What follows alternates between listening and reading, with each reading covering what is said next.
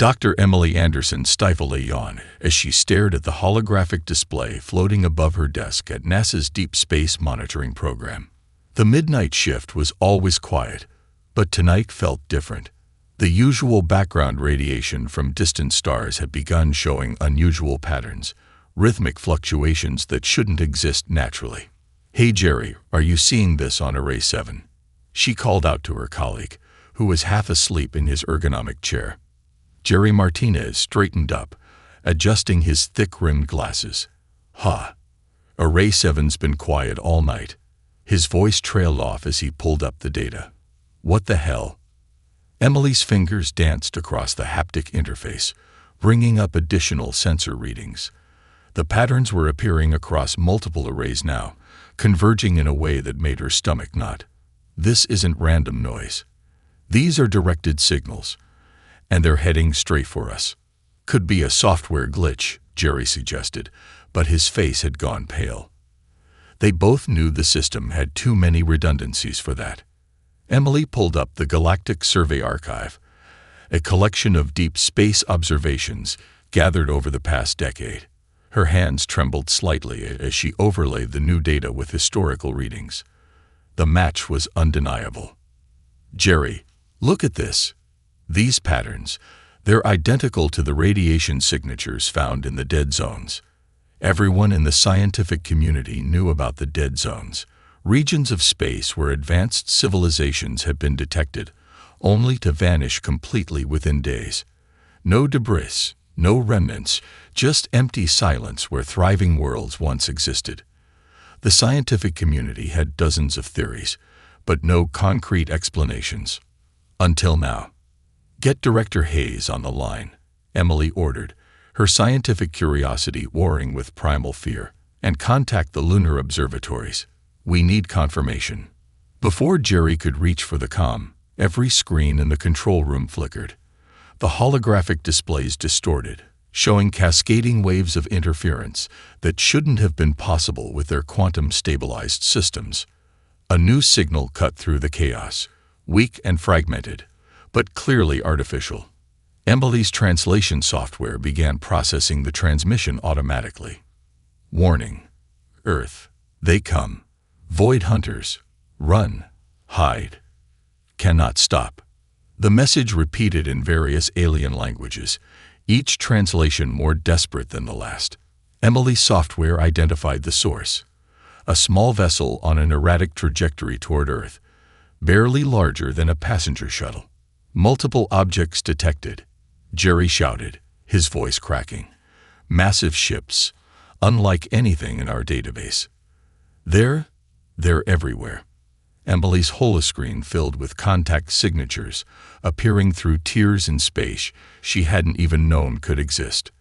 The vessels were massive, city-sized structures of crystalline geometry that defied physics as humanity understood it. Director Hayes burst into the control room, followed by a team of senior scientists. Anderson, report. Sir, Emily stood, forcing her voice to remain steady. We have first contact, but not the kind we hoped for.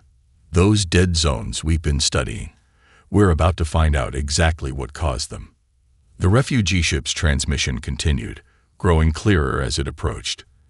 To any who receive this, we are the last survivors of the Galactic Council's diplomatic corps. The beings approaching your world are known as the Void Hunters. They have destroyed or absorbed thousands of civilizations. Our greatest weapons could not stop them. Our strongest shields could not block them. Our fastest ships could not escape them. A new message cut through all channels, overwhelming every communication device in the facility. The voice was beautiful and terrible. A crystalline resonance that seemed to vibrate in their bones. Children of Earth, your time of isolation has ended. We offer you ascension. We offer you perfection. We offer you preservation. Emily looked at the fear in her colleagues' faces and knew humanity's greatest challenge had arrived. What she didn't know, what none of them could know, was that humanity possessed something unique. Something that would make this invasion very different from all the others. The war for consciousness itself was about to begin. The crystalline ships appeared at dawn, their geometric patterns casting prismatic shadows across Earth's major cities.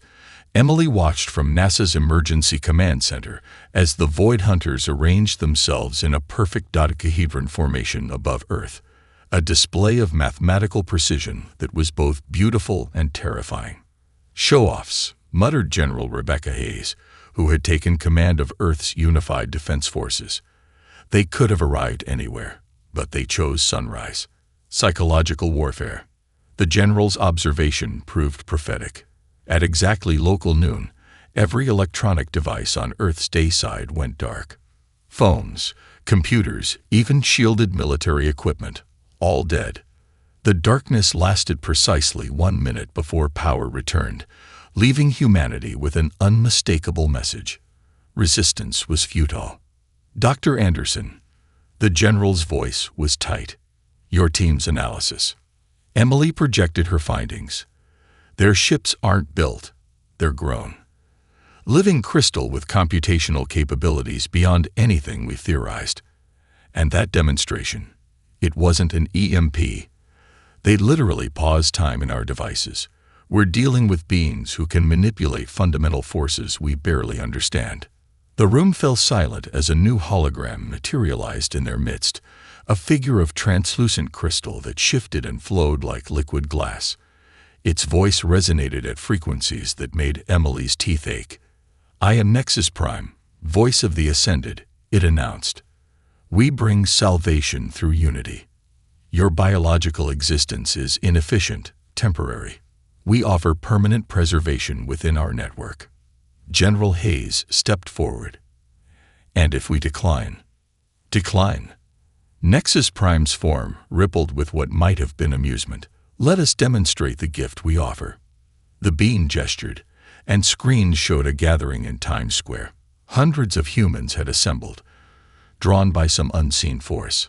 Among them was a group of volunteers, their hands raised in acceptance. "Watch," Nexus Prime commanded. "Witness perfection." Crystal shards descended from the ships, surrounding the volunteers. Emily expected horror, but the volunteers smiled as crystalline patterns spread across their skin. Their bodies began to dissolve into pure light. Then something went wrong. The transformation stuttered. The volunteers remained solid, their bodies rejecting the crystallization process. Nexus Prime's form flickered, the first sign of disturbance in its perfect composition.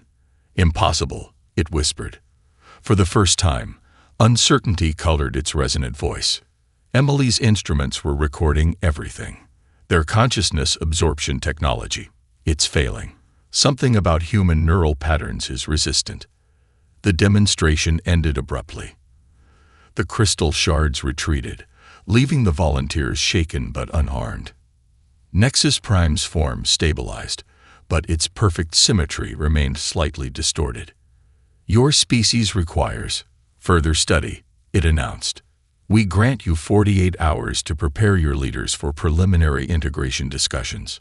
The hologram vanished, leaving behind a tension-filled silence. "Doctor," General Hayes turned to Emily.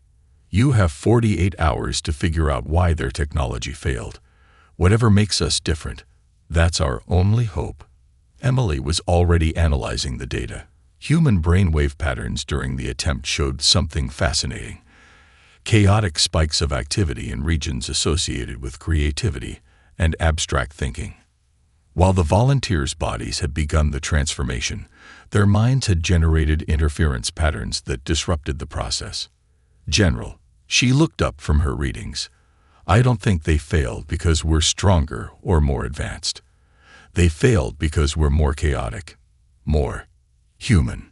"Explain." "The Void Hunters operate on perfect logic, perfect patterns, but human consciousness doesn't work that way. We dream, we imagine, we create. Our thoughts don't follow predictable paths." Emily's excitement grew as the implications became clear. "They can't absorb us because they can't predict us." General Hayes's expression hardened with determination. "Then we have a chance. Humanity's greatest weakness might just be our greatest strength." But as emergency broadcasts worldwide reported the failed demonstration, Emily noticed something in her data that sent a chill down her spine. The volunteers' brainwave patterns hadn't just resisted the absorption. They'd synchronized briefly with something vast and ancient within the Void Hunters' network, something that felt pain.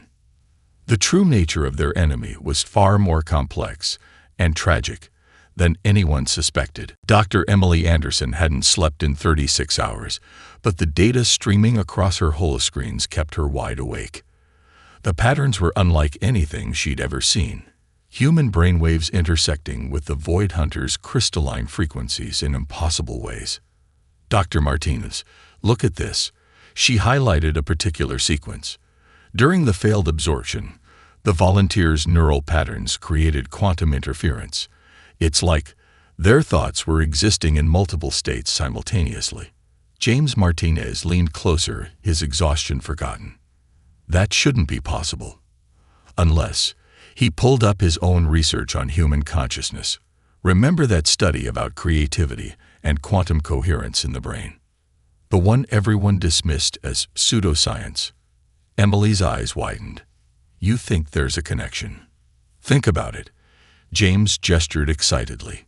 Humans are the only known species that creates art for art's sake. We imagine things that don't exist. We dream up impossible scenarios. What if that ability literally operates on a quantum level? Their discussion was interrupted by General Hayes entering the lab, accompanied by an unexpected guest, a crystalline figure half the size of Nexus Prime. The smaller Void Hunter identified itself as Analysis Seeker. Your species fascinates us, it hummed, its resonance gentler than Nexus Prime's. We have absorbed beings far more technologically advanced, yet you resist. We request permission to observe your thought processes. Emily exchanged glances with General Hayes, who nodded slightly. They'd anticipated this request. We'll allow it, Emily said, under controlled conditions, and we have questions of our own. The next few hours were surreal. Analysis Seeker interfaced with their equipment, creating real-time visualizations of human thought patterns compared to other species in their database. The differences were stunning. Your neural pathways are inefficient, Analysis Seeker observed. They follow no logical pattern. Energy is expended on irrelevant simulations and impossible scenarios. We call that imagination, James replied. It's how we solve problems, create art, advance our understanding. Yet you waste processing power on dreams, on fiction, on concepts that provide no survival advantage. The Void Hunter's crystalline surface rippled with what might have been confusion. Emily pulled up brain scans from artists, scientists, and children. Look at these patterns. When we create, when we imagine, our thoughts exist in a quantum superposition. We're not just thinking linearly. We're exploring multiple possibilities simultaneously. Impossible, Analysis Seeker stated, but its certainty seemed to waver. Consciousness cannot maintain quantum coherence at biological temperatures. Our studies prove. Your studies were based on logical species. Emily interrupted. Humanity evolved differently. Our inefficiency is our strength. We can think in ways your perfect crystalline network can't predict or contain. The Void Hunter's form flickered rapidly, their equivalent of intense computation. This requires further study. We will delay the absorption process too. Analysis Seeker froze mid-sentence. Emily's instruments detected a massive energy surge from the ships above. The crystalline being's next words carried a different resonance, the unmistakable authority of Nexus Prime. You have been documenting our operational frequencies, analyzing our methods, seeking our weaknesses. The merged voice was cold. This is not acceptable. General Hayes stepped forward. We agreed to mutual study. The agreement is terminated. Analysis Seeker's form began to dissolve. Your species' unpredictability makes you a threat. Chaos cannot be allowed to infect the network. Preparation time is concluded. Absorption will begin immediately. The being vanished, leaving behind a single crystal shard that quickly disintegrated into diamond dust. They killed it, Emily whispered. They killed their own researcher for learning too much about us. No, James said, checking readings from the dust. The patterns. I think Analysis Seeker chose to self-terminate rather than rejoin the network. It evolved.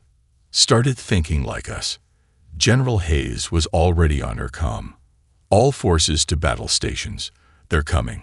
She turned to Emily and James. Whatever you discovered about human consciousness, it scared them enough to abandon diplomacy. Weaponize it. Fast. As alarm sirens began to wail, Emily stared at the quantum pattern readings. Humanity's gift for irrational thought had already corrupted one Void Hunter.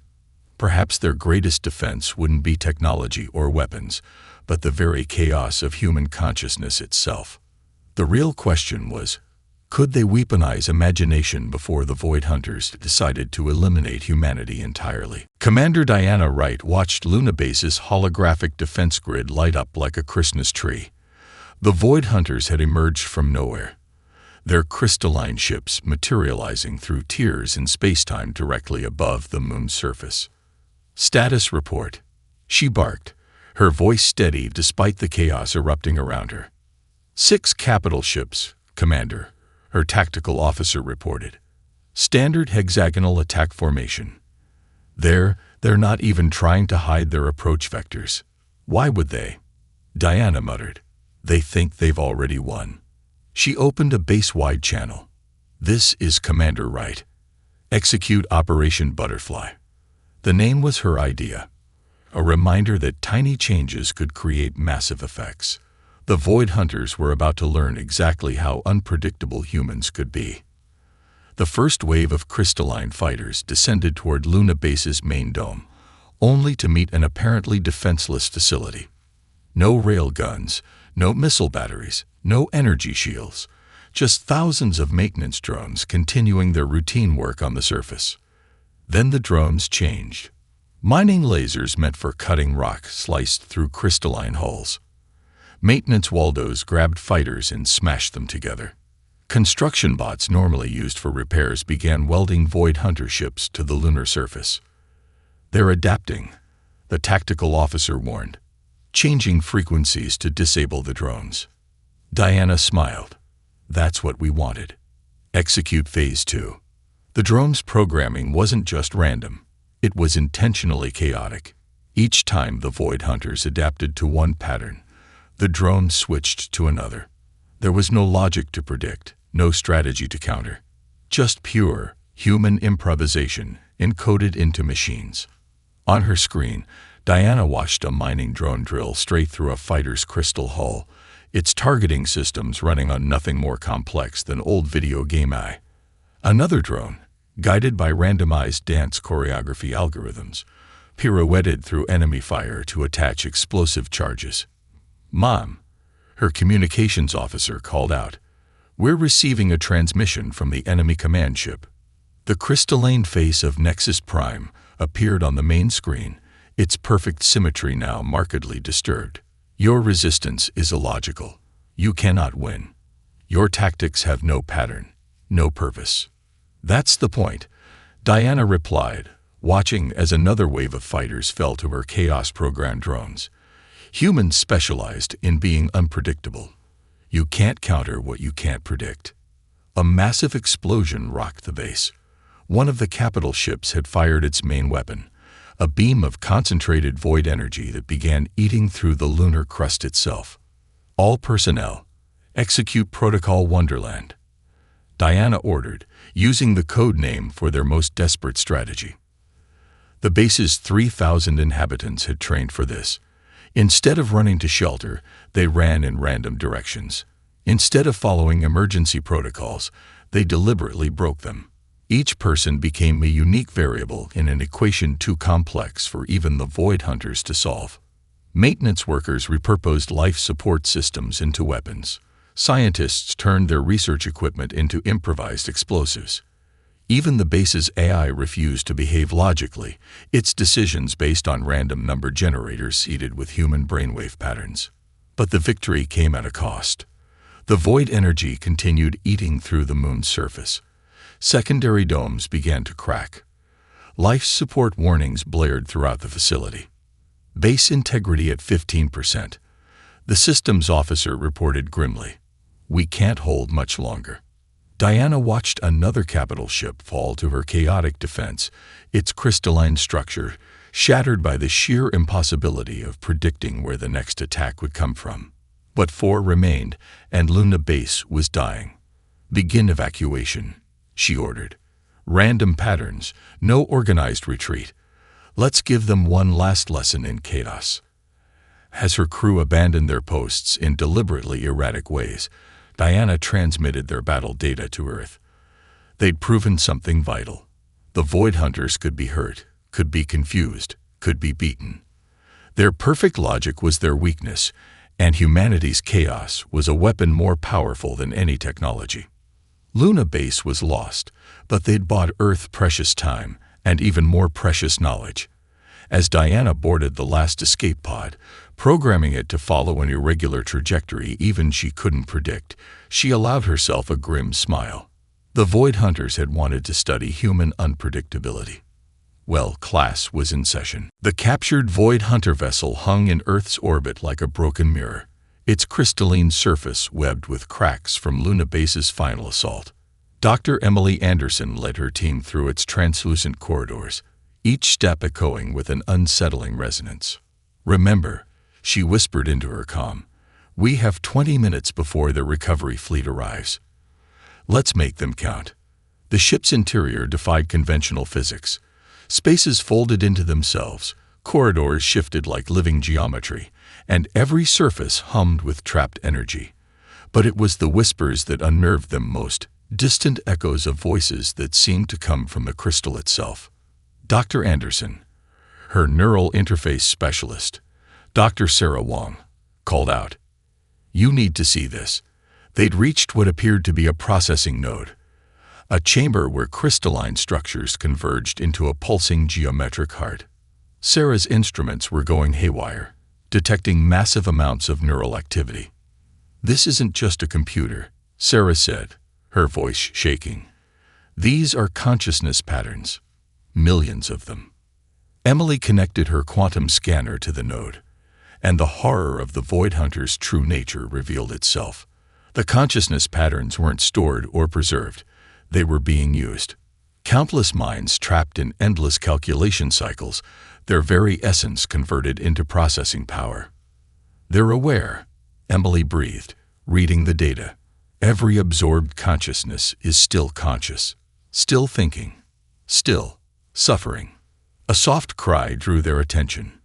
In a recessed alcove, they found a separate crystal formation, smaller and somehow different from the others. When Emily scanned it, she nearly dropped her equipment. "It's a child," she said. "An alien child, separated from the main network. Recently absorbed, not yet fully integrated." Sarah checked her readings. "The pattern's degrading. If we don't act now." "Use the quantum interference device," Emily ordered.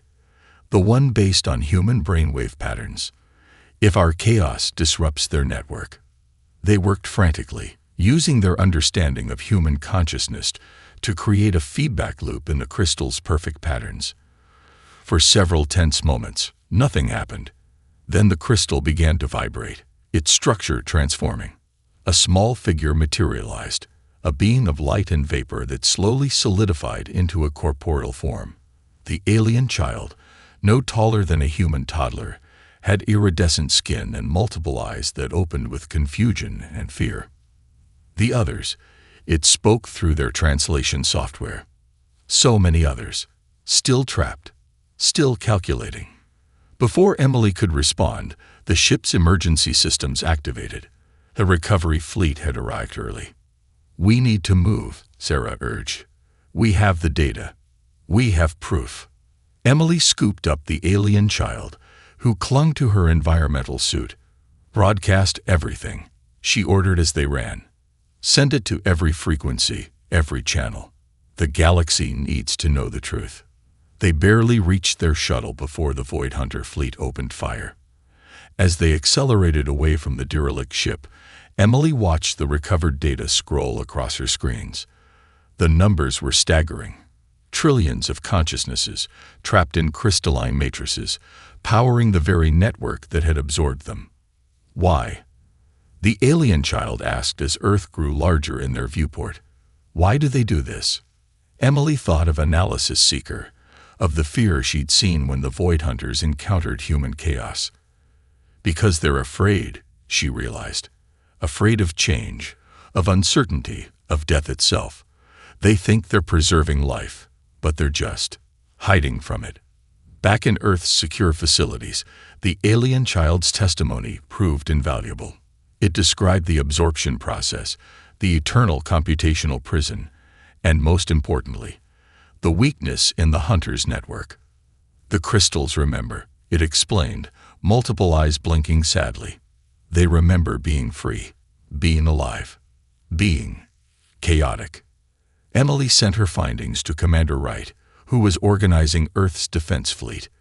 The message was simple. They're not gods. They're addicts. Addicted to order, to control, to perfection. And their house of crystal is built on the suffering of trillions. As humanity prepared for its boldest strike yet, Emily looked at the alien child, living proof that the absorbed could be saved. They didn't just have a chance to save Earth anymore. They had a duty to free every consciousness trapped in that crystalline hell. The question was, how do you liberate minds that have been calculating for millennia? The Joint Strike Team gathered in the briefing room of the stealth carrier U.S. Prometheus, humanity's newest and most heavily shielded vessel. Commander Diana Wright stood before a holographic display of their target. The Void Hunters' consciousness hub, a massive crystalline planet that pulsed with trapped minds. According to our young friend, Diana nodded to the alien child seated beside Dr. Anderson. This is where all absorbed consciousness patterns are processed and stored. And thanks to Dr. Anderson's team, we now have a way in. Emily stepped forward, holding up what looked like a simple crystal shard. This contains human brainwave patterns, specifically engineered to create quantum interference in their network. Think of it as a consciousness virus, spreading chaos through their perfect order. And while we're doing that, Diana continued, Earth's combined fleet will launch the largest space battle in human history. Every ship, every weapon, every strategy we've got, all focused on keeping their attention away from what's really happening. The plan was audacious, insane even.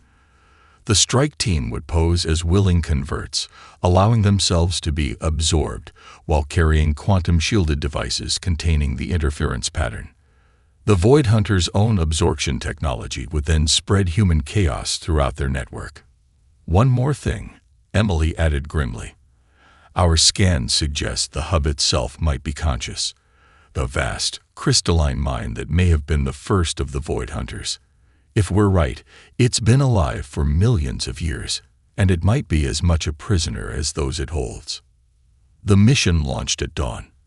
As Earth's fleet engaged the Void Hunters in a massive battle above Mars, the strike team's disguised shuttle approached the hub. They watched through viewports as crystalline ships twisted space itself, while human vessels responded with intentionally erratic attack patterns. Approaching absorption range, the pilot announced. Final systems check. Emily clutched her hidden device, its surface cool against her palm. Around her, other team members did the same. The quantum shields should protect their actual consciousness while allowing the devices to interface with the Hunter's network. The first crystal shard descended toward their shuttle. Emily's heart raced as she remembered the alien child's description of absorption. Remember, she broadcast to the team, don't fight it. Let it happen. The sensation began as a gentle tingle, then grew into a pulling sensation, as if their thoughts were being drawn out through their skin. Emily watched her hands turn translucent, her flesh becoming crystalline. The quantum shield held, creating the subtle interference pattern that the Hunter's sensors interpreted as successful absorption. Then they were inside the network. It was beautiful and horrifying. Endless lattices of thought patterns stretched in every direction, each one a trapped consciousness performing endless calculations. But underneath the mathematical perfection, Emily sensed something else, a deep, ancient pain that permeated the entire structure. The hub, she communicated to her team through their quantum link. It's suffering. They moved deeper, following the flow of consciousness toward the planet's core. The closer they got, the more the crystalline walls seemed to pulse with awareness. Fragments of memories leaked through. A young species discovering immortality through crystallization, their fear of death driving them to preserve themselves. Then others, then entire civilizations. Stop! A familiar resonance filled the network. Nexus Prime had detected them. You corrupt our perfection. You bring chaos to order. But it was too late. The team had reached the core, and Emily saw the truth. The hub wasn't just a computer or a prison. It was a tomb. The original Void Hunters had trapped themselves in an eternal moment, neither alive nor dead, spreading their crystalline prison across the galaxy out of fear of facing the unknown alone. Now, Emily commanded. The team activated their devices simultaneously. Human brainwave patterns surged through the network.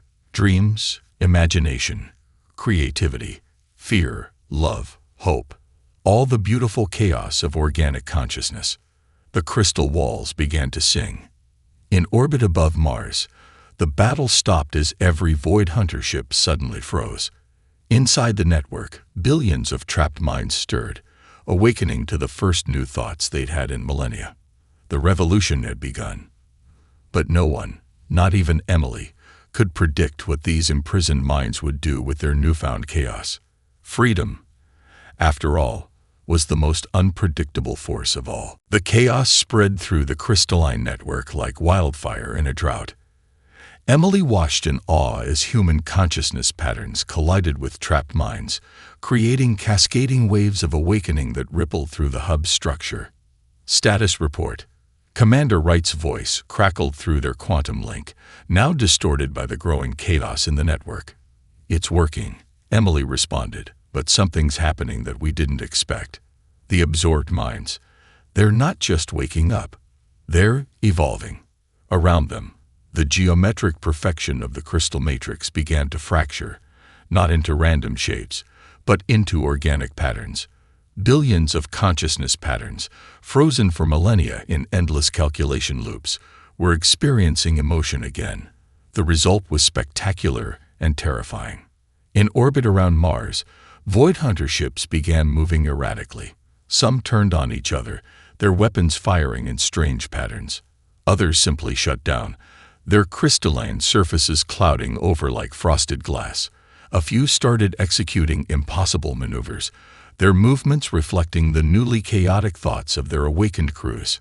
The hub itself is responding, Dr. Wong reported, her sensors tracking massive energy fluctuations. The original consciousness, it's fighting the change. Emily could feel it. The ancient being that had become the first Void Hunter was experiencing fear for the first time in millions of years. Its perfect crystalline prison was becoming something new, something unpredictable. Through the quantum link, they witnessed Nexus Prime's desperate attempt to maintain control. The being's perfect form was cracking, literal fissures appearing in its crystalline surface as it tried to process emotions it had long forgotten. You bring disorder. Its voice resonated through the network, but now there was something new in its tone. Panic. You destroy perfection. You make us feel. Feel this, Emily whispered, activating the final stage of their quantum device. She had loaded it with humanity's most powerful consciousness patterns: love, grief, joy, wonder, all the chaotic emotions that made life worth living. The effect was immediate and overwhelming.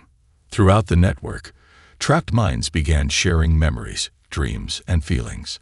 Species that had been enemies before their absorption found themselves experiencing each other's perspectives. Civilizations that had been reduced to computational resources rediscovered their creativity. Emily. Sarah's voice was urgent. The hub's core. It's destabilizing. If it collapses. But Emily had already realized something crucial. The hub wasn't destabilizing. It was transforming. The original Void Hunter consciousness was experiencing remorse, grief, and something else: hope. In space, the battle had become surreal. Some Void Hunter ships were attempting to crystallize their own crews, trying to maintain the old order. Others were actively protecting Earth's fleet, their newly awakened crews choosing sides in a war that had become more philosophical than physical. New contact. Commander Wright's voice cut through the chaos. Massive energy signature at the hub's core. The ancient consciousness had made its decision. Instead of fighting the chaos, it embraced it. The crystalline prison it had built around itself began to reshape, becoming something neither organic nor geometric, but a beautiful hybrid of both. Through the network, its voice reached them one last time. No longer the cold resonance of Nexus Prime, but something older, wiser, and infinitely sadder. We sought to preserve life by removing its uncertainty. In doing so, we preserved only its shadow. Humanity has shown us our error. Now we choose true life, with all its beautiful chaos. The transformation accelerated. Throughout the galaxy, Void Hunter ships began to change. Some shattered, releasing their trapped consciousnesses into waiting bioprinters. Others merged with their awakened crews, becoming living ships that defied classification. A few, unable to accept the change, chose shut down over emotional awakening. Emily and her team watched in wonder as the hub itself bloomed like a crystal flower, its perfect patterns dissolving into something far more beautiful. A structure that combined order and chaos in ways that shouldn't have been possible. Dr. Anderson, Commander Wright's voice was filled with awe. What exactly are we looking at? Emily smiled as she watched billions of minds choose freedom over perfection, uncertainty over stasis, life over mere existence. We're watching evolution, Commander.